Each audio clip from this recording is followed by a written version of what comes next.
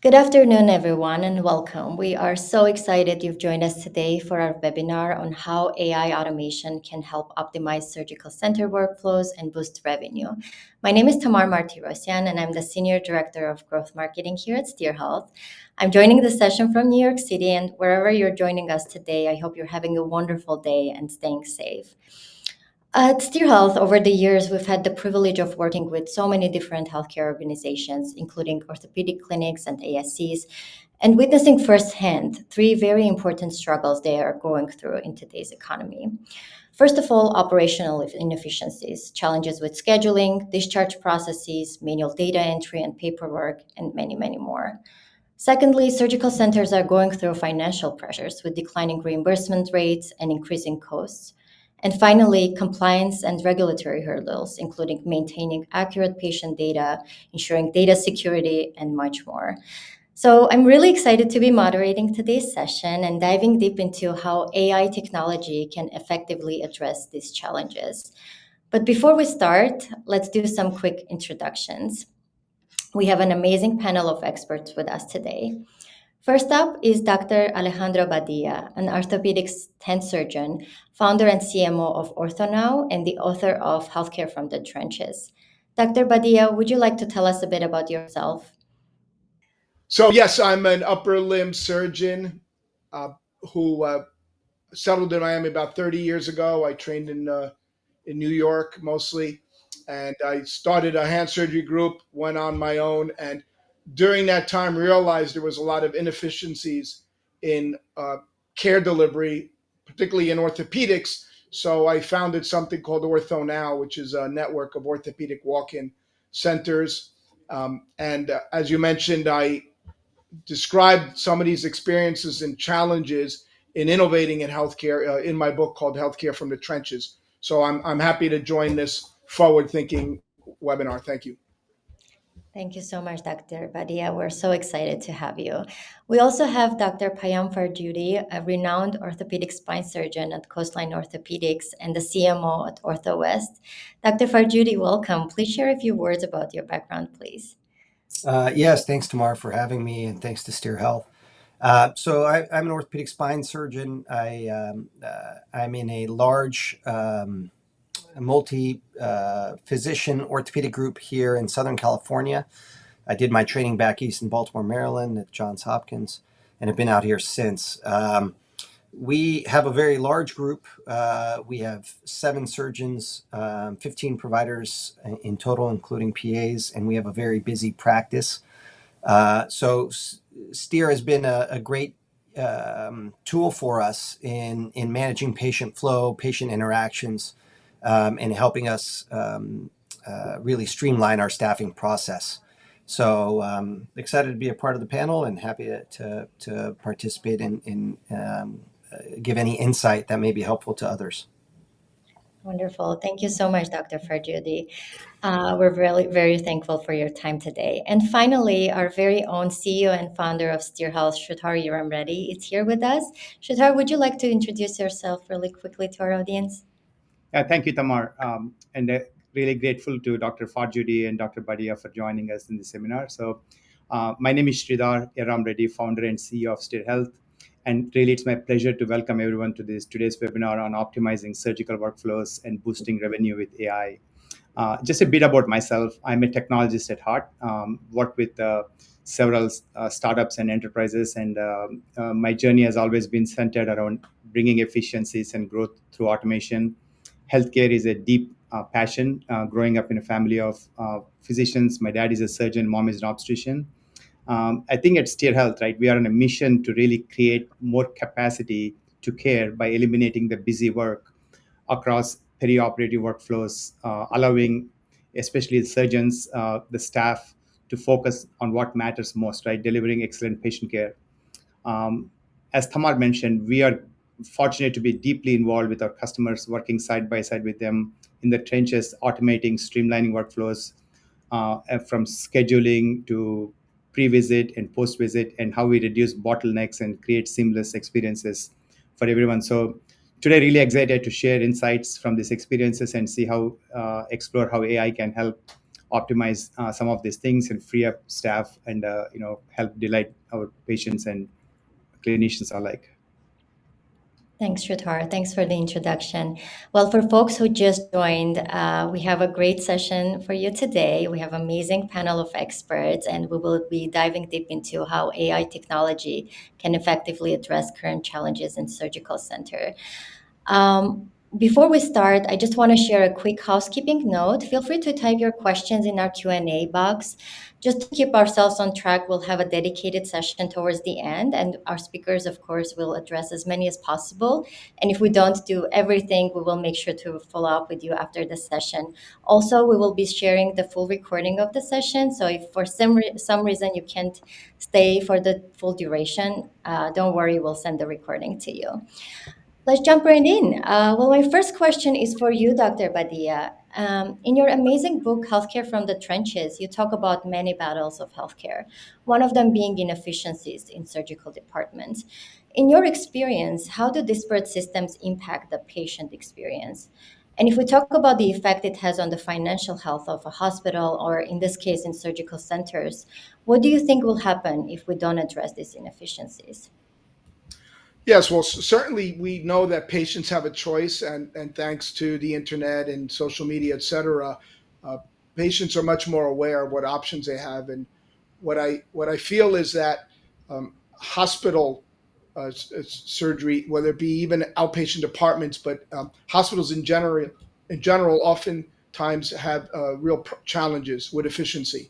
And one of the benefits to the still emerging ambulatory surgery center landscape is that surgeons themselves, if they're able to, prefer to bring cases to those centers. So that's obviously going to affect the hospital because they may be losing the surgeons who are the ones who actually do the work along with nurses and techs, et cetera. So I think it's important for both, whether it be ASCs and hospital-based surgery centers, to increase their efficiency, because time is money, and with reimbursements unfortunately continuing to dwindle, uh, it's important for that surgeon to be able to do their casework and take care of the patients in an efficient manner. Otherwise, it ends up being really a losing proposition, and that's where the public is going to start to pay the price. Absolutely. Thanks, Dr. Badia. Sridhar, would you like to share your perspective also on this question? Yeah, absolutely. I think it's a great question. Tamar and Dr. Badia kind of address key parts of it, right? I think if you look at practical aspects of it, right, using disparate technologies across the spectrum of care, and also how it's kind of adding undue burden on the front office staff and also clinician, right? I mean, this is the kind of interesting paradox, right? Imagine this, right? In one part of the surgical kind of experiences, right? A highly trained surgeon like Dr. Farjoodi is performing a delicate, spine surgery using state-of-the-art robotic systems, navigating with precision and also efficiency, right? And then just down the hall, the front office is bustling with staff hunched over stacks of paper and phone calls, that are kind of constantly coming back and forth, waiting for those fax patient records, right? So I think the key point I want to emphasize is the stark contrast between advanced technology and the surgeon's skill set in the operating room and the archaic processes in the administrative sections of these offices, right? It creates a powerful visual.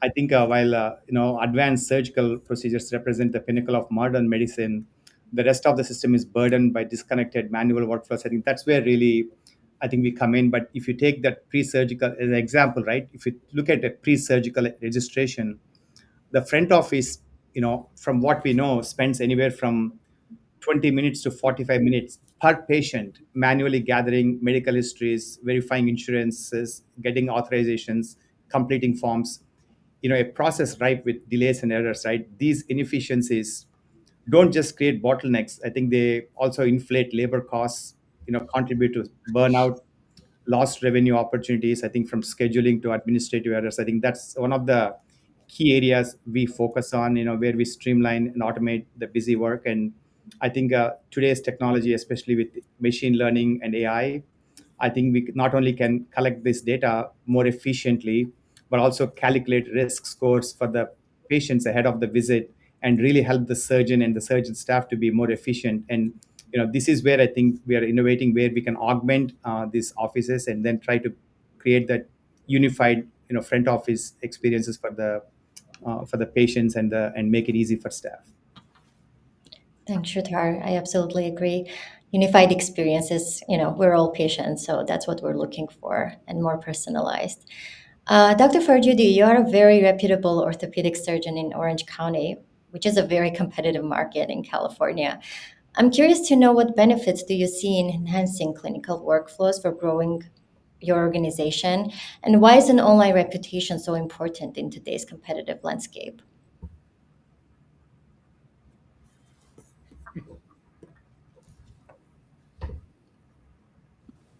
Sorry about that. I was on mute. Dr. Badia alluded to this question a little bit earlier, and I think he made some very important points.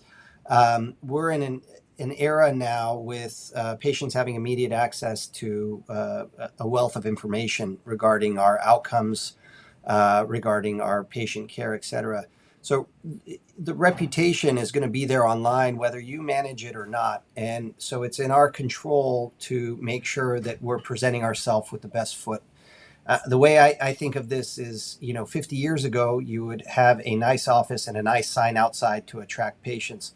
That's not how it works anymore. Now it's a nice website. It's search engine optimization. It's making sure that you're accurately and efficiently collecting patient reviews, and reflecting yourself in as favorable a light as possible. So in a competitive market like ours, where we have so many competing orthopedic surgeons, spine surgeons, et cetera, the reputation is one of the most important things that you can do, reputation management. So I think that's first and foremost very important. The workflow for us is equally important because of our volume. I personally, between myself and my PAs, see between 100 and 150 patients a week, and I'm one of 7 surgeons in our office. And so if you imagine the number of phone calls we receive to schedule, to request medication refills, if we don't have a good system in place to optimize that workflow, one of two things are going to happen. One is we're going to lose our patient volume. Patients will be dissatisfied. They're going to be turned off by the practice and move elsewhere. Two, we're going to have to really increase our staffing costs in order to deal with that. And that comes with its own set of headaches, which I'm sure any of the providers who are involved on the management side of their practice appreciate. And so the workflow matters a tremendous amount. At the end of the day, both of those things are important for me to be able to do what I do best, which is take care of patients and do spine surgery. If I have to worry about having 10 labor disputes, if I have to worry about patients complaining because they were on hold for an hour, that's time taken away from me discussing the patient's pathology, treatment, and taking care of them. And it's also revenue lost. So I think that's why those are important things for us. Absolutely. Dr. Judy, I would like to deep dive into the processes a little bit more, if that's okay.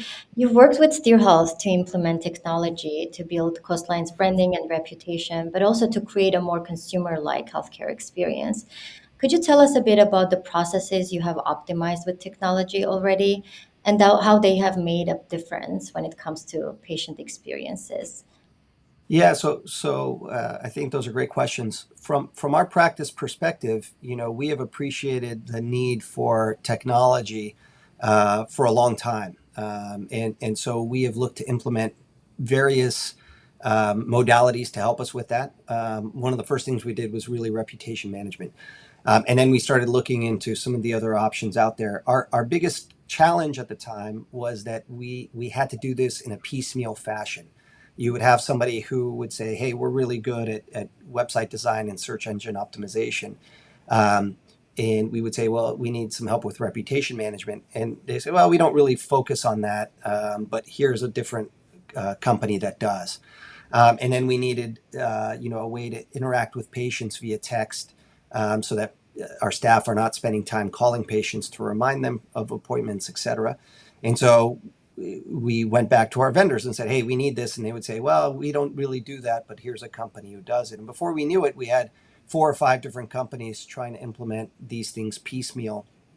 And the issue with that is, one, it becomes obviously burdensome dealing with a different representative for every problem you have rather than having it all in one place. And two, without having these things integrated with one another, we found that we were missing out on some of the efficiencies which were our drivers in the first place. So with Steer, we started this process, and it's been an evolution. And from our perspective, there have been some things that we've implemented that have shown immediate benefit, and then there have been some things that we have worked on and collaborated with in order to design and get ready for our practice. And as those aspects of the AI, the technology are being implemented, we're seeing those benefits come in as well. And so I think it's been nice to have a partner in not only being able to sort of apply systems already in place, but also develop new systems and evolve them in a way that serve our practice. So our practice has very different needs than Dr. Badia's practice, just based on location, payer mix, patient volume, et cetera. But I think what I've appreciated is that I've seen the benefit for a practice of our size, and in speaking with other providers, I've seen benefits for them for practices of their size, and I think that's something Steer has done very well. Thanks, Dr. Farjoodi. That was very insightful. And I completely agree from what I can observe, from the technology standpoint, the fragmented solutions also create silos, right, for patient experiences as well, not just for the efficiency, impacting on the efficiency for the staff, but also not being able to know exactly every touch point, right, the patient has within the practice and how to make those experiences even more personalized for them. So it was a great point. So thanks for sharing. My next question is for you, Dr. Badia. We have the medical staff crisis on one hand and the pressing need for patient experience on the other. Could you share with us your perspective on how technology can help deliver a good healthcare experience for both the staff and the patients? Yes, certainly. In fact, some of these points were touched on. Let's break it down. Dr. Farjoodi mentioned if patients are on hold or having trouble accessing the office, which is a constant problem, um, that's going to really affect their care. And once they've had, let's say they've had surgery, then they will often have questions, and it's important to increase the efficiency there. So I do see AI being very valuable in patient monitoring and the follow up care, and that can include telemedicine. I mean, as we all of us are having this discussion here, I've gotten to the point where much of my post-op care can be this way unless I need to repeat an X-ray, or I need to, maybe I have a rare wound complication. But other than that, I can do a physical exam and answer questions with telemedicine, and I think we're going to see much more of that. Um, I'd like to comment on the point about different companies handling different things. I think that if the technology companies who are able to do a lot of different things and integrate them well, they will win, and certainly patients will win. Uh, I recently wrote an article. I'm still deciding where to get it published, so I'm open to ideas, because I wrote an article about the explosion of cottage industries in healthcare. And the problem is that these industries see the opportunity, the financial opportunity, and that's great. I'm the ultimate capitalist. Okay, I'm a Cuban immigrant, so I think all of these companies should make money. But the problem is with reimbursements the way they are with the insurance industry, there is not enough money to go around to be able to pay different companies to help us with, say, reputation management or handling missed appointments or checking in with patients. The reality is insurance companies are not paying us enough to be able to then go and pay these companies. So I think that whoever can consolidate this and bring value will really win in the current landscape. Absolutely. Thanks, Dr. Badia. That's a great point, and that's what we also witness in the industry, that most of the organizations are struggling by managing too many solutions all at once, because they do care about the experiences they provide to patients, but at the same time, it's hard. So completely understand that from both the managing standpoint, but also from the budget standpoint. I would like to ask a couple of questions to Sridhar. Sridhar, as the CEO of Steer Health, being in the center of healthcare and technology, as well as surrounded by a family of physicians, I'm sure you're always thinking about the latest technology and how it can solve these challenges, everything we addressed today, right? How is Steer Health leveraging emerging technologies such as AI and machine learning to optimize preoperative workflows and improve not only patient experience, but also outcomes? Yeah, great question, Tamar. I'd like to maybe step back on the previous comment from Dr. Badia and just want to elaborate. I think it's a very important point where I like the analogy of a cottage industry. A lot of this what I call one trick ponies, one capability solutions. And end of the day, the challenge is your staff, right? Imagine that front office person, right? The person that's handling the patients coming in, having 4 or 5 solutions for these 4 different use cases, it overburdens them, right? And then you have a patient that's lost in the translation. I think it's extremely important, as we can learn from the retail industry, the importance of connecting these dots and making that unified, patient centric, highly personalized experiences, not just for the patient but also for the staff, right? So they can manage these interactions efficiently and in a smart manner. I think it's extremely important. That's how we look at it.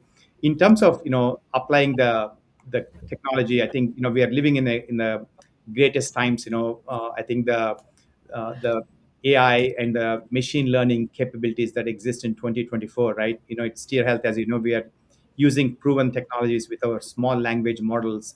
And when I say small language models, they're specific to each use case. If it is, access, or if it is registration, we are kind of leveraging that, applying machine learning, and to make these things more efficient, ultimately to eliminate the busy work, right?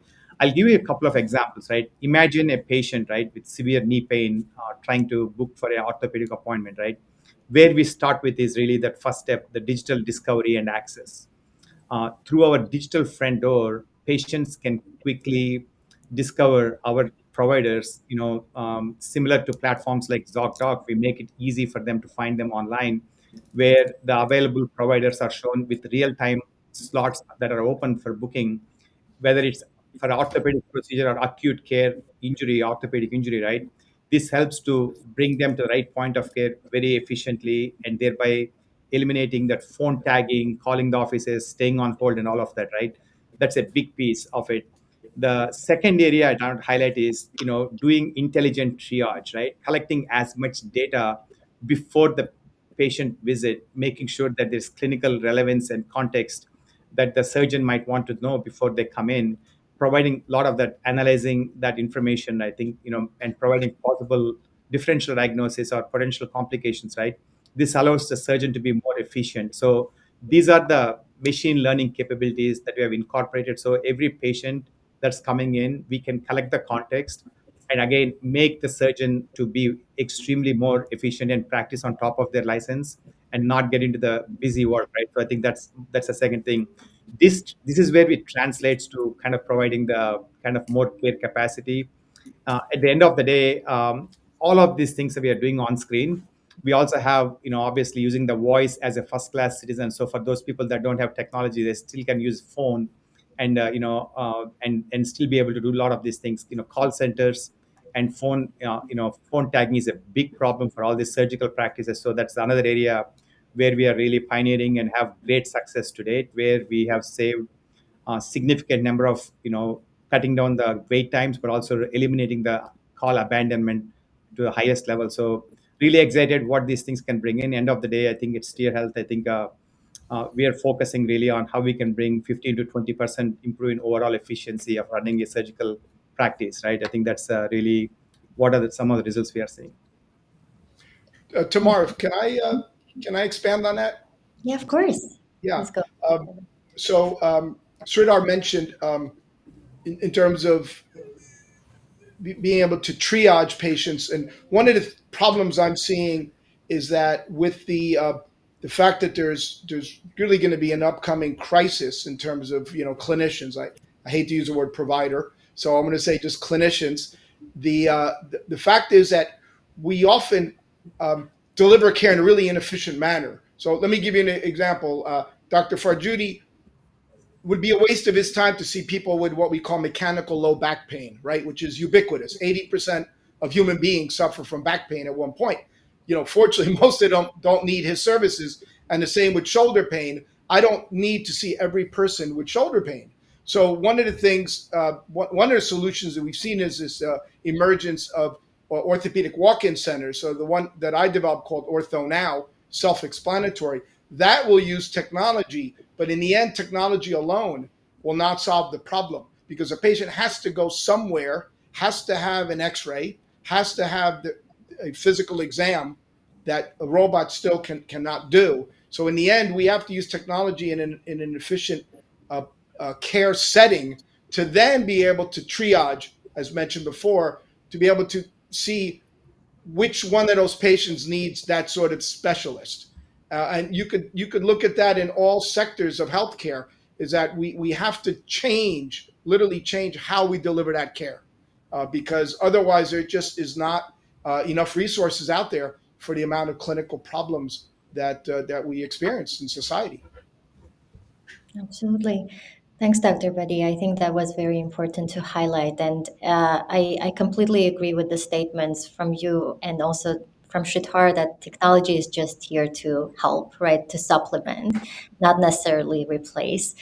I did want to also ask Sridhar a bit of a detail on how telehealth and remote patient monitoring solutions enhance preoperative care and follow-ups in surgical centers.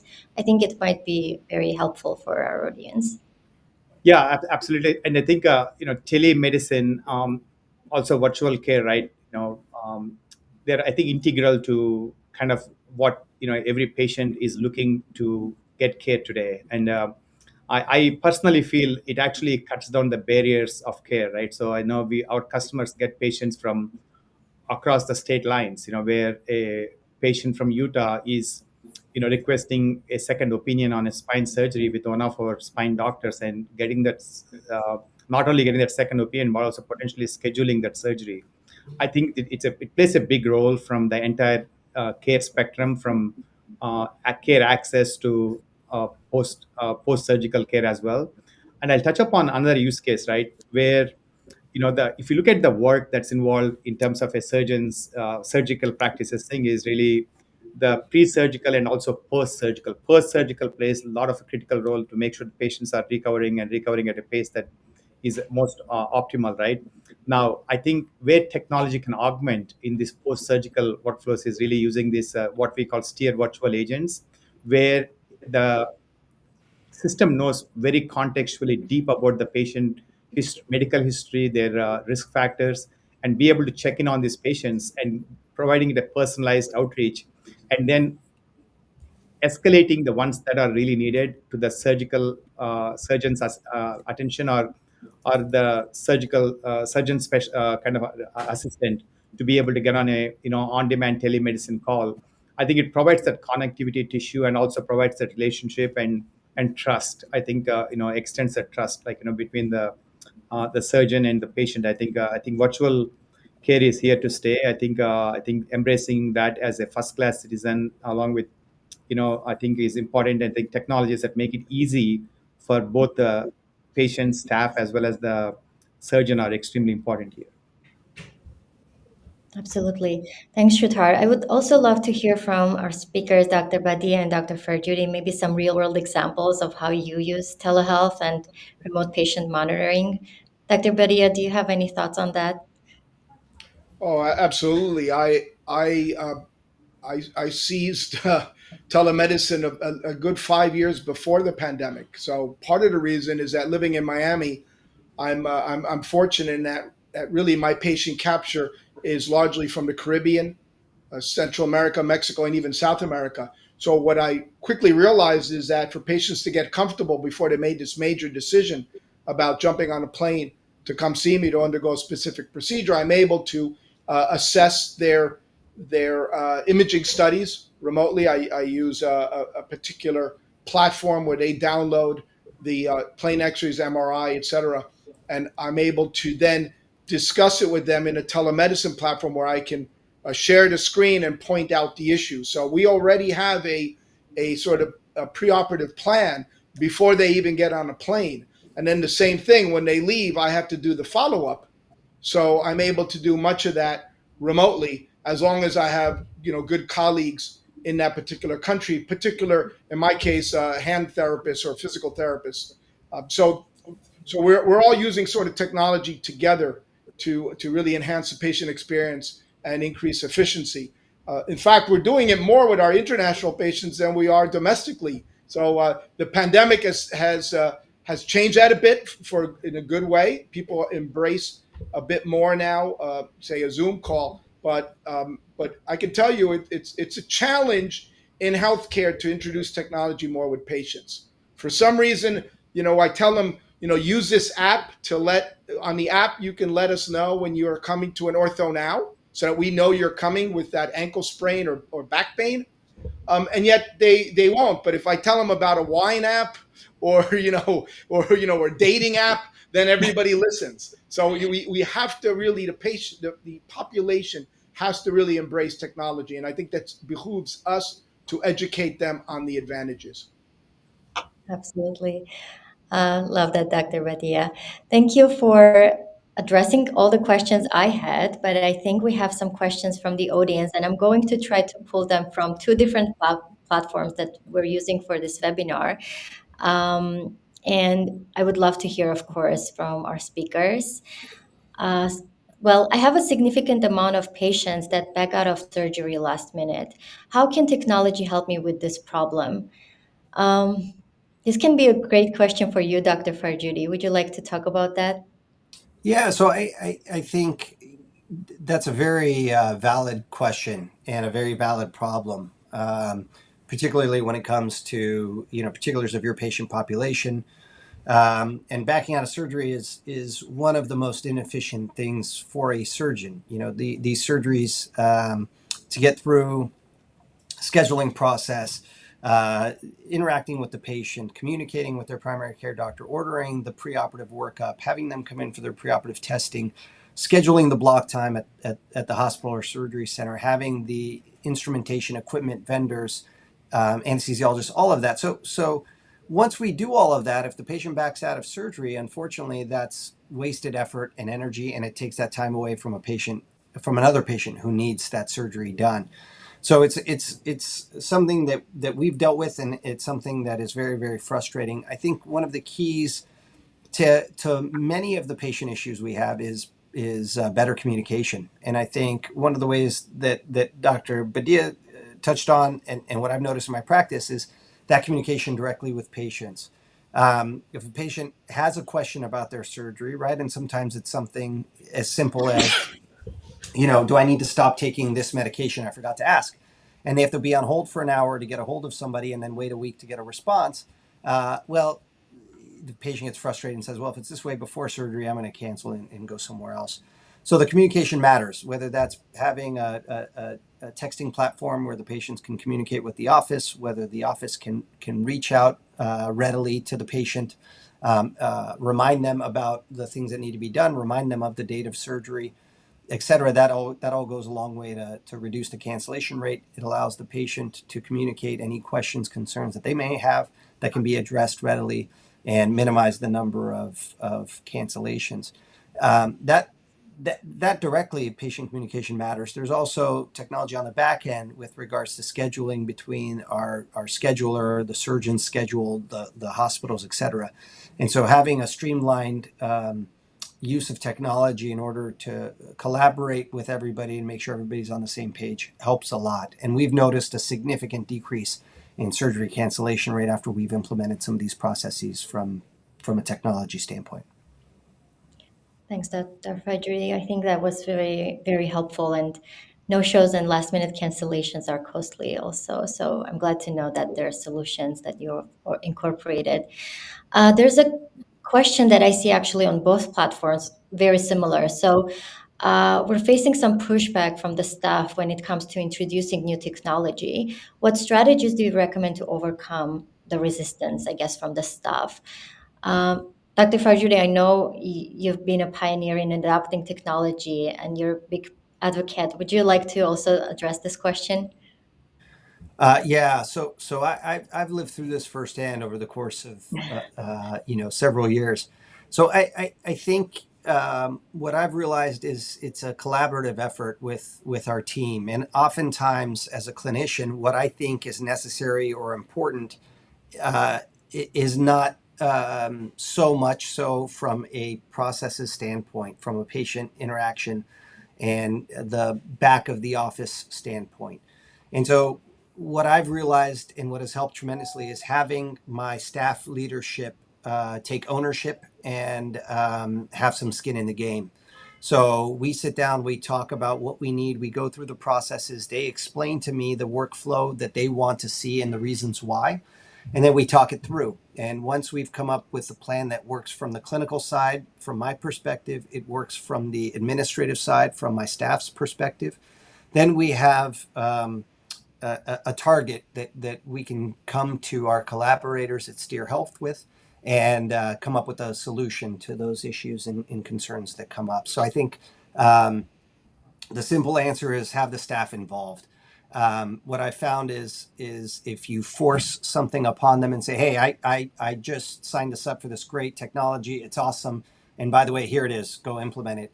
That doesn't go over very well. It leads to staff attrition. It leads to turnover. It leads to inefficiencies. But when they have the ownership and involvement, it's gone much more smoothly. Yeah. Tamar, if I may, just want to add a couple of things to what Dr. Farjoodi just said, right? I think great points, Dr. Farjoodi. And I think the key thing that really to understand is the word change management, because, technology should always improve what people are doing and not completely displace it and come do something else. So the change management, including getting the minds of the front office staff, the people, the stakeholders that are there, trying to see what is in it for them, right? I think ultimately, it is really about improving the sustainability of this, you know, surgical practices in the current state of financial, reimbursements and all these things, right? Why automation is key? Why how to augment, empower them to do a lot more, and make them amplify their efficiencies. I think a lot of it comes to that change management. I think partnering with and having the right champion on the customer side that understands it, but also making sure the staff is bought into it. That's something we do really well. I think doing workshops and stuff like that, but extremely important. Highlight that staff's buy-in is critical along with the champion there. Absolutely. Thanks, Sridhar. We do have one more, I guess we do have time for one more quick question. Mark in our audience is asking, are you using AI for surgical coding? Does anybody want to Yeah, address that? I can answer that question, Tamar. So I think in Steer, from the AI perspective, right? I think we have what we call Steer notes, right? So where we are kind of offloading the surgeon, especially in the ASC setting, they don't have to go in and do all the paper charts and kind of the song and dance that goes with it, where to file and everything else, right? So I think we are streamlining it where the data is collected by just a transcription and stuff, and along the way the coding, we generally rely upon the clinician to code it properly, but we do suggest based on the note, here are the possible things. And again, we're using Mayo Clinic's kind of language model for that and kind of nation trees. But ultimately, the surgeon calls, right coding, but we do provide augment the ability to really provide options, alternate options to it. Thanks, Shritar. That was helpful. And I think some folks actually in our audience were interested about some use cases of using AI in the day-to-day practice. So that's one of them. Is there any other use case that you'd like to share?